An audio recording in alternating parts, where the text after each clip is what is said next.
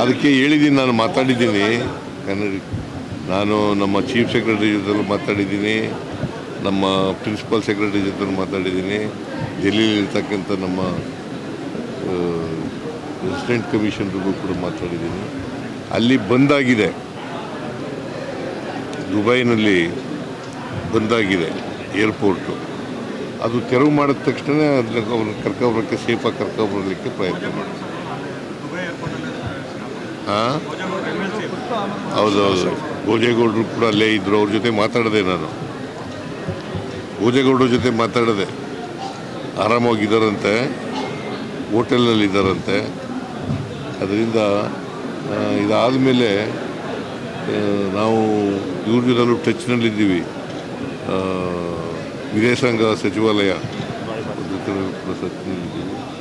So ಅದರಿಂದ ನಾವು ಯಾರಿಗೂ ತೊಂದರೆ ಆಗದ ರೀತಿಯಲ್ಲಿ ಸುರಕ್ಷಿತವಾಗಿ ಕರ್ಕೊಂಬರ್ತಕ್ಕಂಥ ಪ್ರಯತ್ನವನ್ನು ಮಾಡ್ತಾಯಿದ್ದೀವಿ.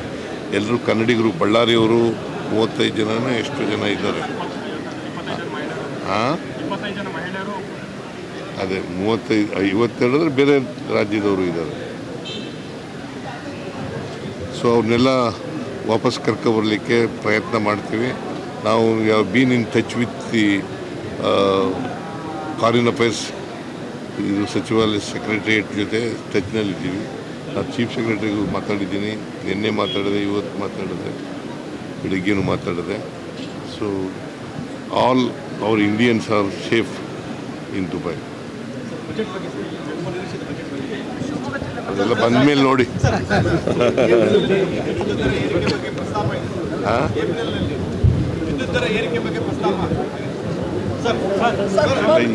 ಈಗಂತೂ ಸದ್ಯಕ್ಕಿಲ್ಲ. ವಿಪಕ್ಷಗಳಿಗೆ ಬೇರೆ ಏನು ಕೆಲಸ ಇಲ್ಲ, ಇವ್ರಿಗೆ ನೀವೇನು ಕೆಲಸ ಇದೆ ಟೀಕೆ ಮಾಡೋದೇ.